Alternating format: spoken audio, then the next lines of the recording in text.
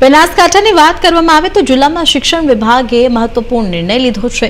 શિક્ષકોને શાળામાં મોબાઈલ વાપરવા ઉપર પ્રતિબંધ મુકાયો છે। જિલ્લા પંચાયત પ્રમુખની અધ્યક્ષતામાં મળેલી બેઠકમાં આ નિર્ણય લેવામાં આવ્યો છે। શાળા શરૂ થતા શિક્ષકોએ મોબાઈલ આચાર્યને જમા કરાવવાનો રહેશે। જિલ્લા પંચાયત પ્રમુખ વસંત પુરોહિતની અધ્યક્ષતામાં મળેલી શિક્ષણ વિભાગની બેઠકમાં જિલ્લા પ્રાથમિક શિક્ષણ અધિકારીને આ સૂચના અપાઈ છે।